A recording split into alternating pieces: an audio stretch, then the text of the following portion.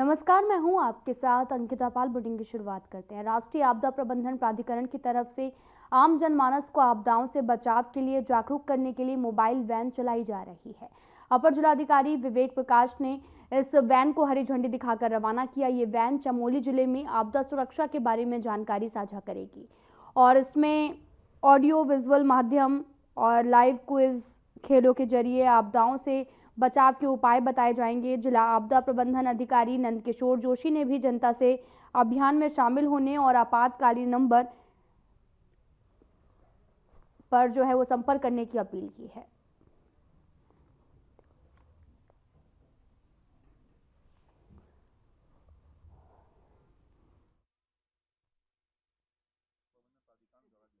Van जो है चलाया जा रहा है। चमोली जिला जो है काफ़ी जो है वो सीमांत जिला है, वो काफ़ी सेंसिटिव है आपदा के पॉइंट ऑफ व्यू। सारे जितनी भी तरह की आपदाएँ हैं, बनागनी भी है, लैंडस्लाइड भी है, भूस्खलन भी है, बाढ़ भी है, सब चीज़ें आती रहती हैं। जो हम लोग जो है यहाँ के लोग जो है हम सभी जनता जो यहाँ के लोग हम सभी लोग जो है यहाँ से फेस करते हैं समस्याओं को। इसी के क्रम में जो है आज जो है कि वैन चलाया जा रहा है अवेयरनेस के लिए, क्योंकि लास्ट ईयर काफ़ी जो है बनागनी से क्षति हुई थी यहाँ के क्षेत्रों वनों को। एक अभियान चलाया जा रहा है कि जब आगामी गर्मी सीजन में जो है वो हम बनागनी रोका जा खत्म किया जा सके। तो अवेयरनेस एक वैन है जो हर जगह पूरे जिले में जाएगा, जहाँ खड़ा भी रहेगा वहाँ पे दिखाएगा लोगों को अवेयरनेस लायक कि आप जो है जागरूक रहिए, अपने पर्यावरण को बचाइए, अपने आप को आपदा से बचाइए। धामी मंत्रिमंडल में रिक्त चल रहे 4 मंत्री पदों को भरने का विषय फिर से चर्चा में है। वहीं बीजेपी प्रवक्ता हनी पाठक ने भी कहा कि इन प्रक्रियाओं पर जल्द ही केंद्र और राज्य सरकार मिलकर निर्णय लेगी, जिसे वो हटाया जाए और किसे मंत्रिमंडल में शामिल किया जाए। साथ ही आपको बताते चले कि उन्होंने कहा कि कैबिनेट विस्तार पर पार्टी में चर्चाएं चल रही हैं और जल्द ही इस पर निर्णय भी लिया जाएगा। वहीं कांग्रेस प्रवक्ता प्रतिमा सिंह ने भी कहा कि बीजेपी कैबिनेट विस्तार पर कई बार वो चर्चा कर चुके हैं, लेकिन धामी सरकार कैबिनेट विस्तार पर निर्णय वो नहीं ले सकते हैं।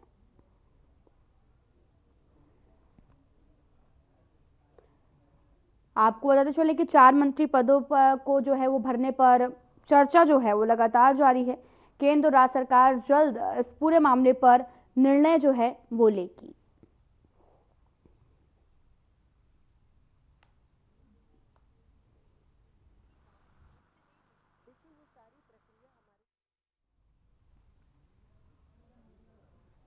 आपको बताते चले कि केंद्र राज्य सरकार जल्द ही तमाम तरह के जो निर्णय हैं वो लेगी और इस दौरान 4 मंत्री पदों को भरने पर चर्चा वो लगातार की जा रही है। पूरा मामला देहरादून से सामने आया है, जहां पर केंद्र और राज्य सरकार जल्द ही इन विषयों पर निर्णय वो लेगी।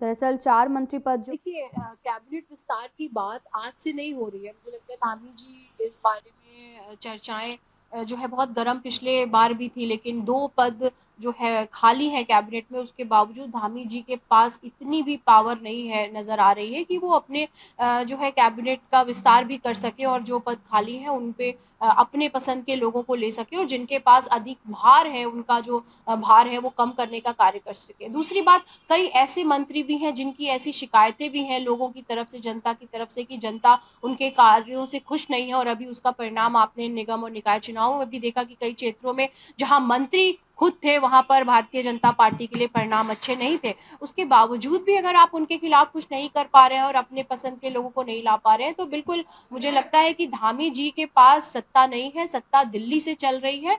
देखिए, ये सारी प्रक्रिया हमारी केंद्र की सरकार और राज्य की सरकार मिलकर एक साथ निर्णय लेगी और क्या मंत्री को हटाया जाएगा, क्या किसको नया पद दिया जाएगा, इस पर लगातार विचार किया जा रहा है और विचार करने के बाद जल्द ही इसकी घोषणा करी जाएगी। हमारे यशस्वी प्रदेश अध्यक्ष जी ने इस बारे में खूब भी बात करी है कि जो कैबिनेट का विस्तार होना है उस प्रक्रिया पे लगातार काम चल रहा है और इस पर जल्दी ही निर्णय लिया जाएगा और कैबिनेट का विस्तार जल्द ही किया जाएगा।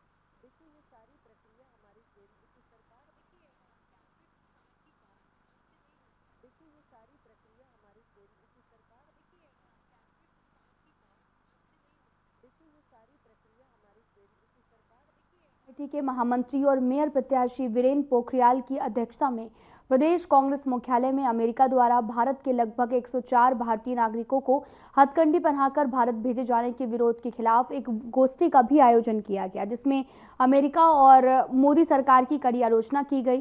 वहीं कांग्रेस से मेयर प्रत्याशी रहे वीरेंद्र पोखरियाल ने भी कहा कि कांग्रेस अमेरिका सरकार और भारतीय नागरिकों को हथकंडी पहनाकर अपने विमान से भारत भेजे जाने का कड़ा विरोध करती है।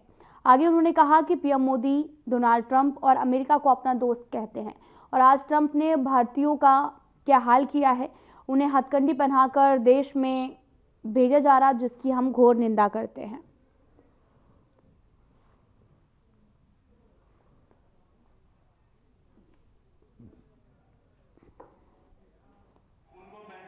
जिस तरह हमारे भारतीय प्रवासियों को एक कैदी के रूप में हाथों में हथकड़ियाँ, पैरों में बेड़ियाँ जकड़कर हिंदुस्तान लाया गया है, बड़े शर्म की बात है। मोदी जिस तरह ट्रंप की दोस्ती का हवाला देते हुए और ट्रंप को जिताने के लिए उन्होंने पूरा जो है अपना भरपूर प्रयास भी किया, और जिस तरह ट्रंप के जीतने पर भाजपा द्वारा हवन और पूजाएं कराई गई, बड़े शर्म की बात है। आज हमारे जो भारतीय प्रवासी हैं उनको एक कैदी के रूप में हिंदुस्तान लाया गया है और उन्हें बाथरूम तक भी करने नहीं दिया गया। इस तरह जो सपोज फ्लाइट में जब लाए तो उन्हें पूरी बेड़ियां, हिंदुस्तान जब 48 घंटे उनके पैरों में जो है जंजीरें और हाथों में हथकड़े थे, और हम इसकी बड़ी भर्त्सना करते हैं। और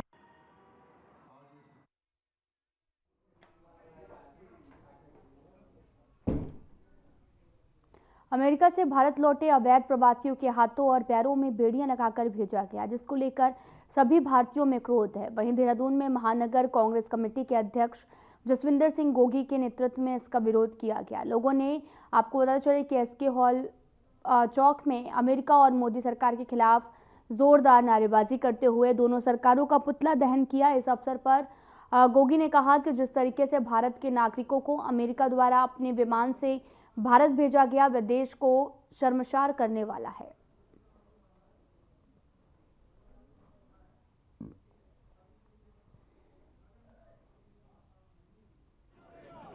देखिए, जो हमारे भारतीयों को जिस तरीके से अमेरिका ने अमानवीय तरीके से हिंदुस्तान भेजा है, उसकी जितने भी कड़े शब्दों में निंदा की जाए उतना कम है। हम अमेरिका सरकार के खिलाफ और केंद्र सरकार के संयुक्त रूप से हमने अपना विरोध दर्ज कराया है, और जिस हिसाब से उनके हाथों में हथकड़ियाँ, पैरों में बीड़ियाँ लाके हिंदुस्तानियों के साथ जो उन्होंने व्यवहार किया है, उसके विरोध में आज हम लोगों ने इनका पुतला दहन किया है, और इसकी जितनी भी कड़े शब्दों में निंदा की जाए उतनी कम है। केंद्र सरकार को सख्त से सख्त कदम उठाने चाहिए इस चीज़ों के खिलाफ।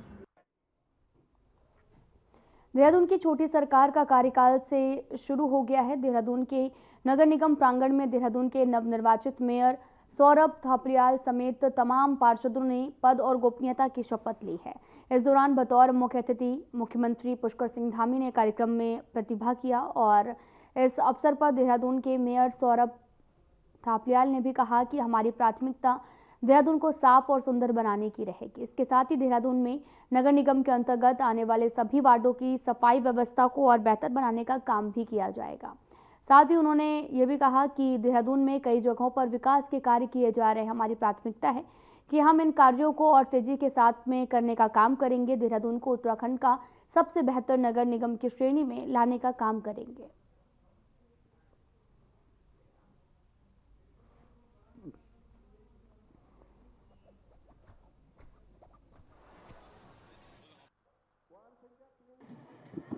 देखिए, मैं बहुत बड़ी जिम्मेदारी समझता हूँ, और नगर निगम ये पद नहीं है, जिम्मेदारी बहुत बड़ी है।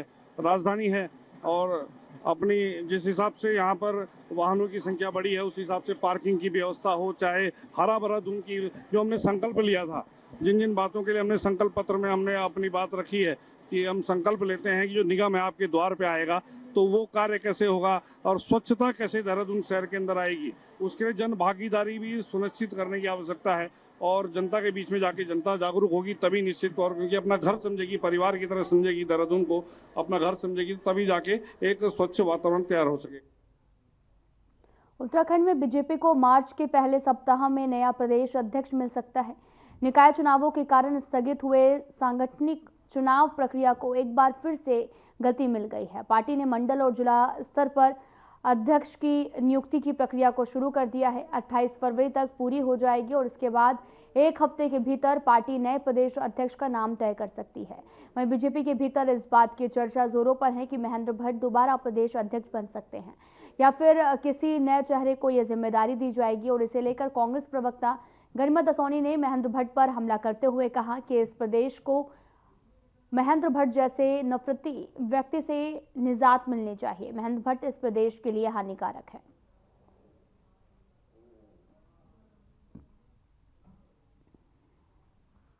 ये अंदरूनी मैटर है कि उनके वहाँ प्रदेश अध्यक्ष कौन आएगा कौन नहीं आएगा, लेकिन हाँ, इस प्रदेश को महेंद्र भट्ट जैसे नफरती व्यक्ति से ज़रूर निजात चाहिए, क्योंकि महेंद्र भट्ट इस प्रदेश के लिए हानिकारक हैं। जितने वक्तव्य उनके बद्रीनाथ के विधायक के तौर पर आए 2017 से 22 के बीच में, वो भी इस प्रदेश के सौहार्द और समरसता के लिए हानिकारक थे, बहुत डेंजरस थे। और एक प्रदेश अध्यक्ष बनने के बाद तो जिस तरह से सांप्रदायिक माहौल उत्पन्न करने की कोशिश की गई, पुरोला में, उत्तरकाशी में, विकास नगर में, जगह जगह छोटी छोटी पॉकेट्स में जो है सांप्रदायिक माहौल बनाने की कोशिश करी गई, तुष्टीकरण का माहौल बनाने की कोशिश की गई। और किस एजेंडे को लेकर महेंद्र भट्ट चलते हैं वो सबको पता है। इसलिए महेंद्र भट्ट का तो कल करे सो आज कर, आज करे सो अब, पल में परलय होएगी, बहुरी करेगा कब। ये कहना चाहती हूँ भाजपा से कि जल्द से जल्द बदला जाना महेंद्र भट्ट को इस प्रदेश के हित में रहेगा।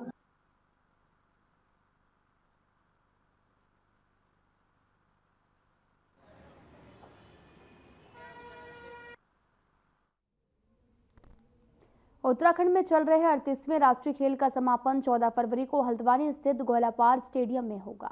समापन समारोह में केंद्रीय गृह मंत्री अमित शाह शिरकत करेंगे। इसे लेकर शासन से लेकर प्रशासन स्तर तक जो है वो तैयारियां तेज कर दी गई हैं। वहीं विशेष प्रमुख सचिव खेल अमित सिन्हा ने भी कहा कि उत्तराखंड में चल रहे 38वें राष्ट्रीय खेल का समापन 14 फरवरी को हल्द्वानी स्थित गोलापार स्टेडियम में होगा। समापन समारोह में केंद्रीय गृह मंत्री अमित शाह शिरकत करेंगे।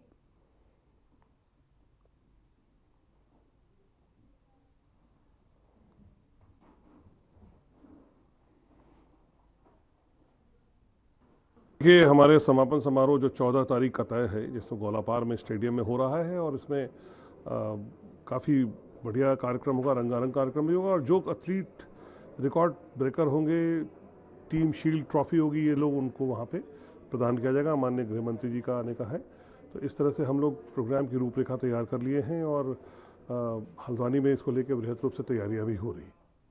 उत्तराखंड में चल रहे 38वें राष्ट्रीय खेलों को लेकर सोशल मीडिया पर झूठी और भ्रामक खबरें प्रकाशित करने वाले अभियुक्त को रायपुर पुलिस ने गिरफ्तार कर लिया है। आरोपी सोशल मीडिया पर भ्रामक खबरें प्रसारित कर रहा था और राज्य की छवि को धूमिल कर रहा था। देहरादून स्थित महाराणा प्रताप स्पोर्ट्स कॉलेज के प्रिंसिपल राजेश ममगई ने भी थाना रायपुर में लिखित तहरीर दी और सोशल मीडिया पर उत्तराखंड वाले नाम से एक पोर्टल संचालित किया जा रहा है, जिसमें वह उत्तराखंड में आयोजित 38वें राष्ट्रीय खेलों के लोगों के साथ सीएम पुष्कर सिंह धामी की फोटो लगाते हुए झूठी और भ्रामक खबरें प्रकाशित की जा रही, जिस पर पुलिस ने तुरंत कार्रवाई करते हुए आरोपी को गिरफ्तार किया है।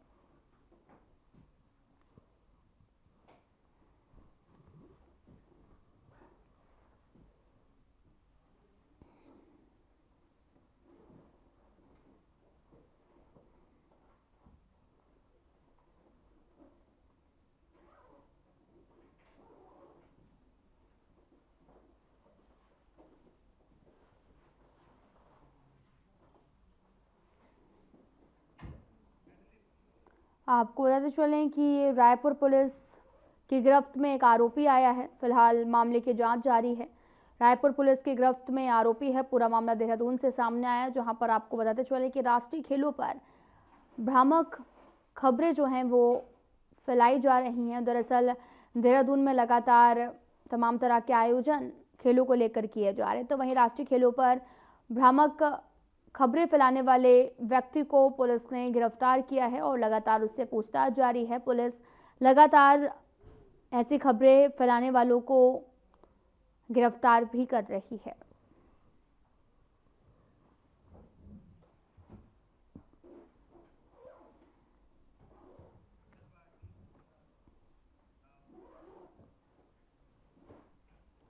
पौड़ी पुलिस ने खाई में गिरे व्यक्तियों को सकुशल बाहर निकाला है। सुबह 9:26 पर लक्ष्मण झूला थाना को सूचना मिली थी कि एक वाहन हिल टॉप रोड भूतनाथ मंदिर के पास में अनियंत्रित होकर खाई में गिर गया है। इस सूचना पर तत्काल लक्ष्मण झूला से उप निरीक्षक हेमकांत सेमवाल के नेतृत्व में पुलिस टीम, फायर और आपदा टीम रात का बचाव भी कर रही है। राहत उपकरण सहित घटनास्थल के लिए रवाना हुए हैं और मौके पर पहुंचकर टीम ने 150 मीटर गहरी खाई में गिरे 2 लोगों को निकाला और एम्बुलेंस से अस्पताल भेजा है।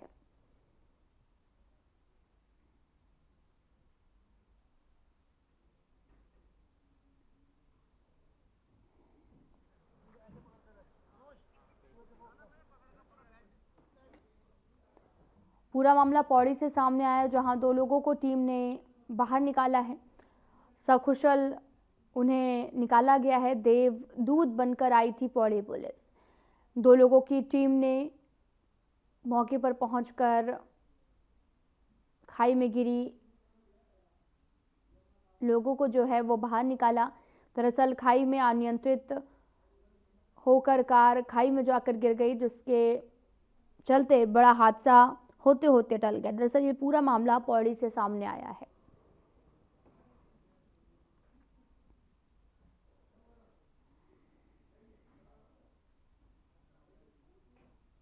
खबर पौड़ी से है, जहां पर ग्राम पंचूर यमकेश्वर में यूपी के सीएम योगी आदित्यनाथ की भतीजी की शादी के अवसर पर राज्यपाल गुरमीत सिंह, सीएम पुष्कर सिंह धामी, पूर्व सीएम तीरथ सिंह रावत सहित कई मंत्री और विधायकों ने शिरकत की। यूपी सीएम की भतीजी की शादी थी, जहां पर राज्यपाल, सीएम और पूर्व सीएम ने भी शिरकत की और कई मंत्री और एमएलए ने भी शिरकत की है।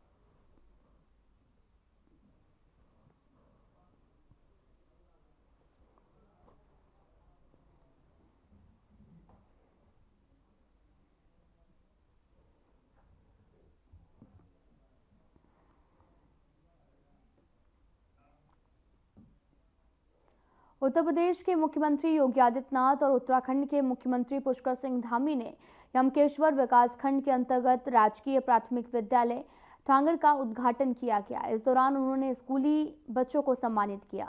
इस मौके पर उच्च कैबिनेट मंत्री डॉक्टर धन सिंह रावत, सतपाल महाराज और पूर्व सीएम हरिद्वार सांसद त्रिवेंद्र सिंह रावत और पूर्व मुख्यमंत्री तीरथ सिंह रावत भी उपस्थित रहे।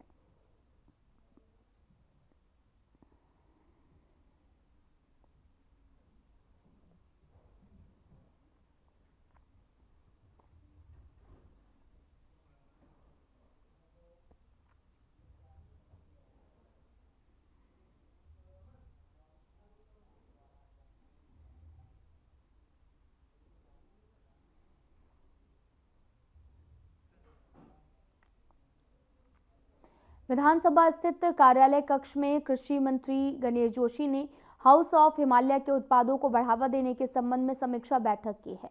प्रदेश के ब्रांड हाउस ऑफ हिमालय की ब्रांडिंग इन्वेस्टर्स समिट के दौरान आपको बताते चलें कि यहां पर प्रधानमंत्री नरेंद्र मोदी की तरफ से की गई थी और देश ही नहीं विदेशों में भी इसके उत्पादों की मांग हो रही है। साथ ही उत्पादन और इसकी गुणवत्ता को बढ़ाने के लिए सहकारिता, ग्राम्य विकास और कृषि विभाग की सम्मिलित बैठक हुई, जिसमें जल्द ही राज्य के प्रमुख स्थानों और पर्यटक स्थलों पर पर्यटक ज्यादा से ज्यादा संख्या में पहुंचते हैं, वहां हाउस ऑफ हिमालय के स्टोर रूम खोले जाएंगे।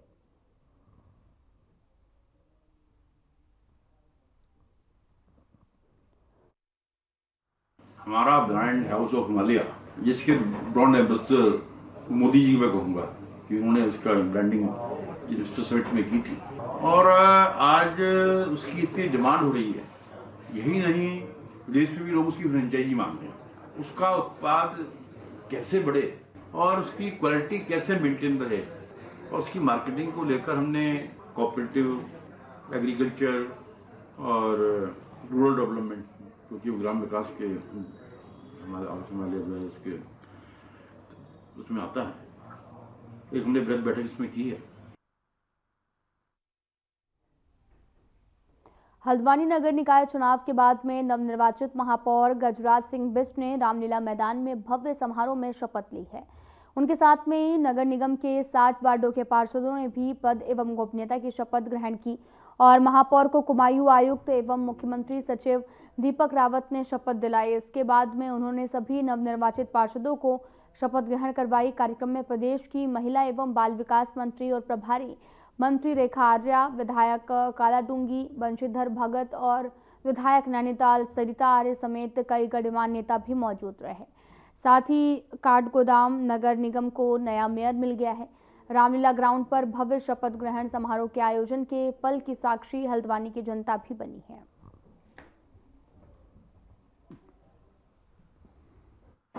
मैडम, आज आपने शपथ ग्रहण किया है, अब आप आज से ही कार्यभार संभालने वाली हैं, क्या प्राथमिकता रहने वाली है बोर्ड को लेकर? प्राथमिकता सर पहले कई मैं चीज़ें आज बोर्ड की मीटिंग के लिए भी लेके आई हूँ, कई पॉइंट्स में बना के लाई हूँ। पहले तो मैं यहीं से शुरुआत करूँगी और कुछ अच्छा ही करेंगे। तो हल्द्वानी की तस्वीर बदलने वाली है। हल्द्वानी दमोह क्षेत्र की 36 वार्ड की हल्द्वानी नगर निगम की जो जनता का मैंडेट था वो निकल कर आ गया और आज संवैधानिक प्रक्रिया के तहत गजराज जी ने ओथ ले ली है। मैं उनको बहुत शुभकामनाएं देती हूं और सम्मानित हल्द्वानी की जनता का भी बहुत आभार व्यक्त करती हूं। अपने संगठन का भी बहुत धन्यवाद करती हूं कि सबने बहुत बेहतरीन प्रयास करते हुए अब की बार फिर से हैट्रिक लगाते हुए कमल के फूल को जिताने का काम किया है। और आज संवैधानिक जिम्मेदारियों को ग्रहण करते हुए मैं समझती हूँ कि हल्द्वानी के प्रथम नागरिक होने के नाते गजराज जी आज से ही नगर निगम हल्द्वानी के विकास के लिए जो है उन्होंने शपथ ली है और आज से उसकी प्रक्रिया प्रारंभ करेंगे। साथ ही इनके सभी पार्षदों को भी मैं बहुत शुभकामनाएं देती हूं, उन्होंने भी ओत ली है। अब वो अपने वार्डों में बेहतरीन विकास करेंगे और माननीय मुख्यमंत्री जी ने जो ट्रिपल इंजन का आह्वान किया था वो हल्द्वानी में बना है। मैं समझती हूँ कि अब जो ये इंजन वो तेज गति से काम करेगा।